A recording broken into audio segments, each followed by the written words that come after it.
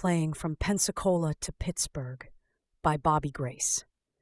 Nadine and I, along with our band, the Prickly Peasants, were playing a prenuptial party in Pensacola. The warm-up act was a pair of puts who billed themselves as the pickle-packing pickers.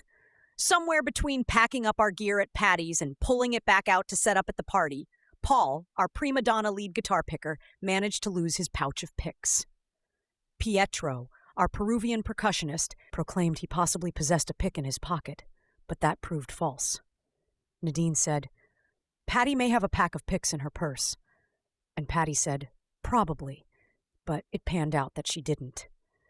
So while everybody else in the band was pissing away the pre-show preparation period, practically prying the place apart to find a pick for Paul, Nadine and I had to plug up the whole PA system. People, let me tell you, we were pissed. What had held promise for playing a perfect party gig had devolved into pandemonium. People panicking over misplaced plectrums.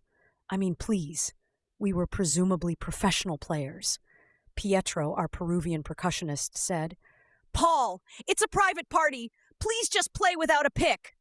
But Paul, being the prima donna prick that he was, refused to play, pulled the plug, put his guitar away, packed up his gear, put his beer on the band tab, and pranced outside to procure a cab.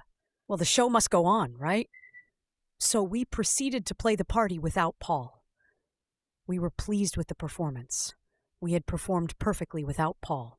Perhaps not precisely a perfect performance, but a performance that was pretty powerful and practically unimpaired by the lack of Paul's presence. It panned out that the papa of the bride was a producer from Pittsburgh. He promised us a place on the playbill if we would proceed to Pittsburgh to play at the Playhouse, a preeminent Pittsburgh venue. We were pretty pleased at that, so we packed our gear, and the Prickly Peasants proceeded from Pensacola to Pittsburgh for their premiere, performing along the way, packing away primo pay, and pissing off the Picklesus prick Paul, who was reduced to performing a weekly solo gig for tips on the patio of a pizza place.